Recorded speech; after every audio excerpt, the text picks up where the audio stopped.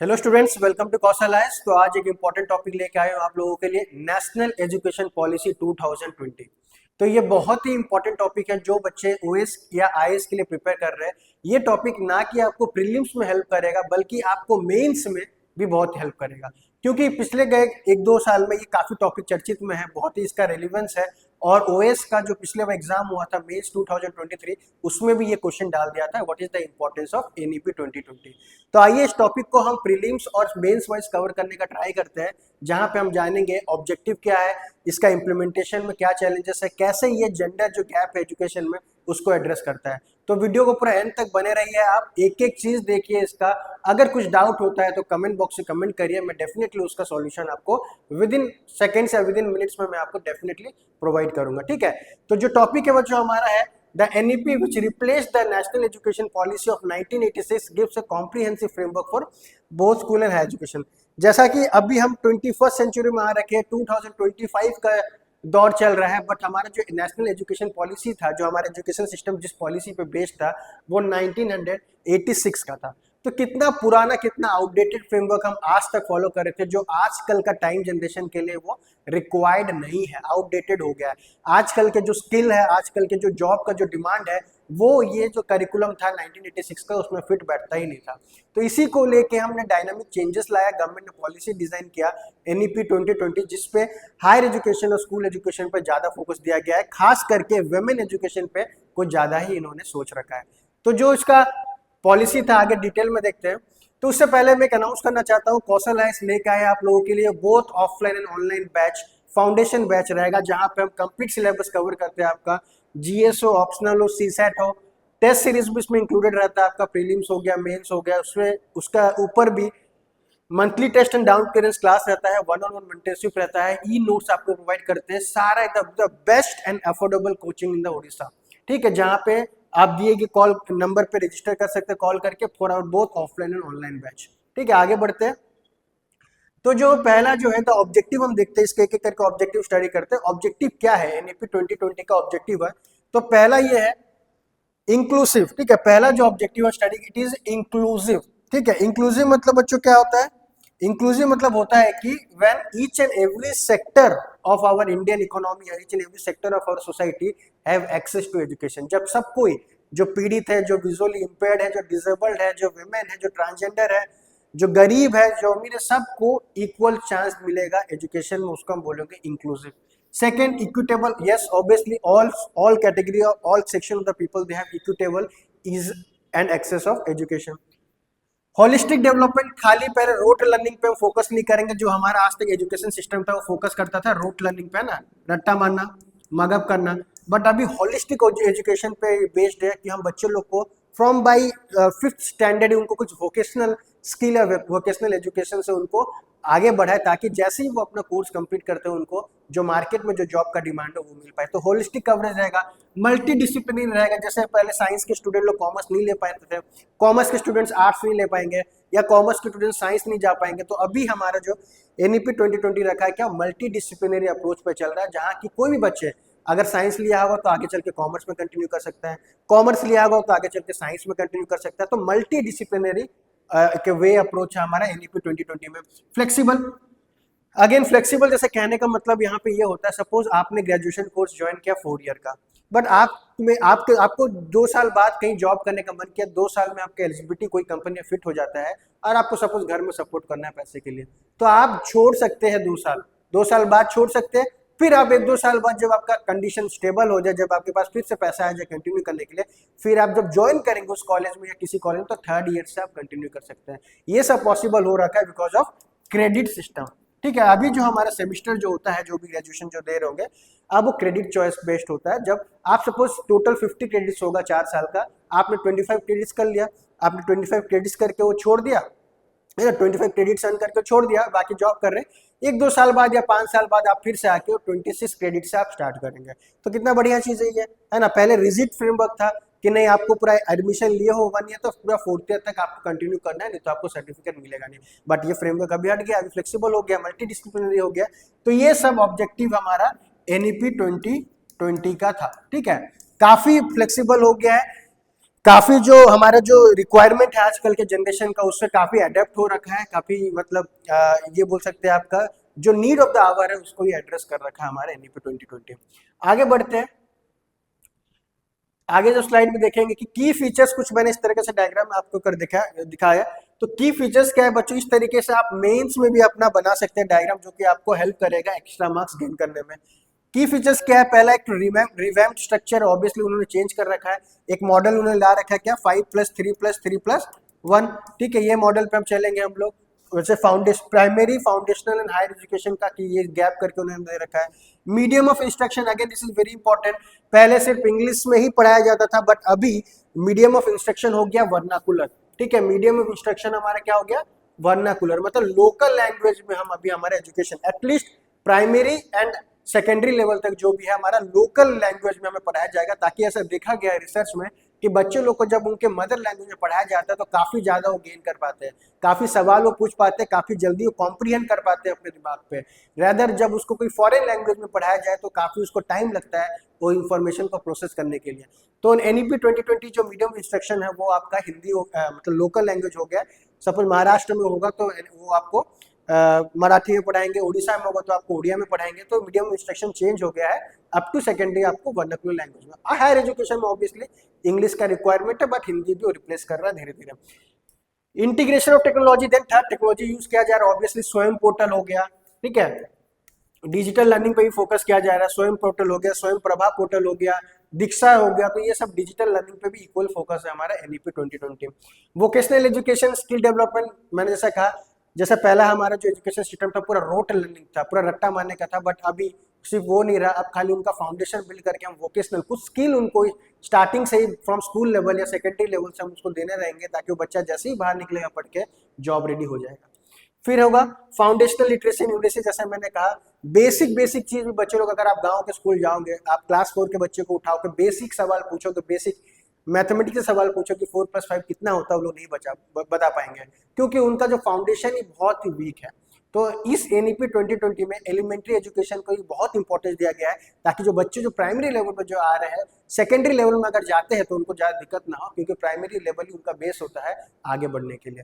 तो ये सब की फीचर्स है हमारा एनईपी 2020 का। ठीक है, फिर जो है हम जो ये टॉपिक इसलिए और इम्पोर्टेंट बनता है क्योंकि ये कैसे गर्ल्स का ड्रॉप आउट रेशियो को कम कर रहा है। देखा गया है कि हमारे इंडिया में गर्ल्स लोग सबसे जो मेजोरिटी जो परसेंटेज है स्टूडेंट्स का, गर्ल्स लोग बहुत ड्रॉप आउट छोड़ देते हैं, स्कूल जा नहीं पाते हैं। बहुत सारा फैक्टर्स होता है, फैमिली फैक्टर्स होता है।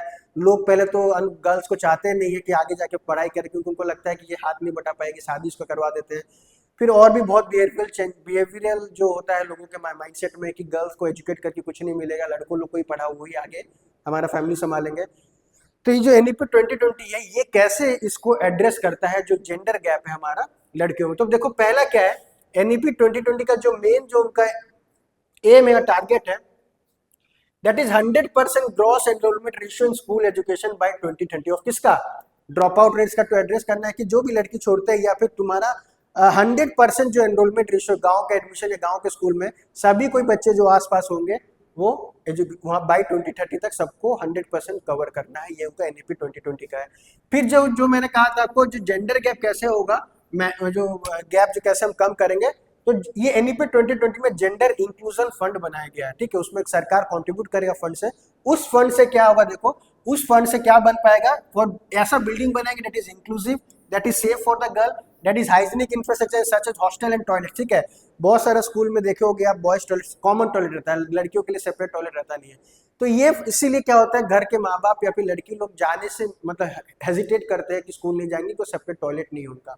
अभी जो जेंडर इंक्लूसिव फंड में है, तो जो भी स्टेट इंश्योर करेगा कि accessible infrastructure, boys and girls के लिए सेपरेट टॉयलेट रहे, हॉस्टल सेपरेट रहे, वहाँ पे हाइजीनिक रहे, मेंटेन रहे, ताकि बच्चे लोग वहाँ पे जाके पढ़ पाए। ठीक है, उनको पढ़ने में अच्छा लगे, तभी तो जाके 100% रेशियो अटेंड कर पाएगा। तो इसके लिए बनाया गया है कस्तूरबा गांधी विद्यालय विकास रेसिडेंशियल स्कूल बनाया गया फॉर गर्ल्स फॉर 6 to 12। ठीक है, इंपॉर्टेंट है, कस्तूरबा गांधी बालिका विद्यालय, जो लड़कियां क्लास 6 से लेकर 12 तक है उनके लिए फ्री रेसिडेंशियल स्कूल कॉलेज बनाया गया है, कैंपस हॉस्टल बनाया गया है, ताकि वो लोग वहाँ पर रह के पढ़ाई कर पाए, अपना पूरा पढ़ाई अपना कर पाए।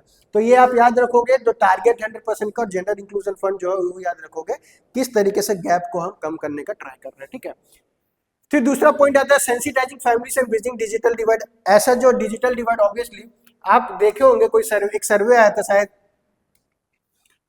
प्रथम का, ऐसा देखा गया है कि अगर बॉयज एंड गर्ल्स एक फैमिली कंपेयर करें तो जो भी डिजिटल एसेट है उसका ज्यादा ओनरशिप बॉयज के हाथ में रहता है, गर्ल्स को डिजिटल ओनरशिप बहुत कम है। जैसे फॉर एग्जांपल मोबाइल अगर फैमिली में आता है तो देखा गया है कि वो लड़के लोग यूज करते हैं ज्यादा, लड़की लोग को दिया जाता नहीं है, या फिर लड़की लोग खुद से हेजिटेट करते नहीं, मैं क्या करूंगा, मैं तो भाई है वही संभाले मोबाइल। तो जब तक ये जो सोशल जो थिंकिंग चेंज अगर नहीं होगा, जब तक सबके पास डिजिटल इक्वली नहीं पहुंचेगा तो लड़की लोग कैसे विकास कर पाएंगे।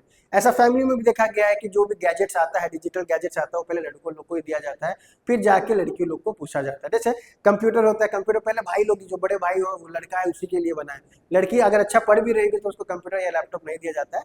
खैर उसके लिए लैपटॉप का बहुत सारे स्टेट ने प्रोविजन कर दिया है कि जो भी मेरिटोरियस गर्ल्स होंगे उनको लैपटॉप, अभी साइकिल, ये सब भी देते हैं। तो डिजिटल डिवाइड इसको ब्रिज करना है तो एनईपी ऑल्सो टैक्स और सेंसिसाइज, मतलब जो भी है अवेयर करता है, ना किसी फैमिलीज को बट फैकल्टीज को, ठीक है, काउंसिलर्स को, स्टूडेंट को अवेयर करता है कि तुम्हारे घर में लड़कियों का भी एजुकेशन होना बहुत जरूरी है। जब तक हमारे देश में लड़कियों का एजुकेशन अच्छा नहीं होता, 50% या 60% 100% अचीव नहीं करता, तब तक इंडिया बैकवर्ड ही रहेगा। क्योंकि एक बहुत फेमस एक महात्मा गांधी या यूसुफ मलाला, ठीक है, उन्होंने कहा था, जो मलाला जुलाई 12 को मलाला दिवस भी बनाते, उन्होंने गर्ल्स एजुकेशन के लिए अपना जान भी खतरे में डाल रखा था, ठीक है। तो उन्होंने कहा अगर जब तक वेमेन लोग अगर एजुकेट नहीं होते तो दुनिया वर्ल्ड कभी भी प्रोग्रेस नहीं कर पाएगा, ठीक है। तो मलाला डे भी सेलिब्रेट करते हैं for educating girls, for creating awareness among people for educating girl child, ठीक है। इन मेनी केसेस देखे families do not realise the importance of education for the girls. जैसे मैंने कहा कि लोग बहुत सारे फैमिली में सोचते हैं कि लड़कियां होते हैं केयर वर्क करने के लिए, घर के काम करने के लिए, हाउस होल्ड कोर करने के लिए, उनके लिए एजुकेशन क्या महत्व है। तो ये सेंसिटाइज करना होगा। एनईपी 2020 ये कम्युनिटी को, फैकल्टी को, स्टूडेंट्स को, काउंसिल को, सबको अवेयर करता है और सेंसिटाइज करता है कि नहीं, गर्ल्स एजुकेशन भी इक्वली इंपॉर्टेंट है जितना लड़कों लोग के लिए एजुकेशन जरूरी है, ठीक है।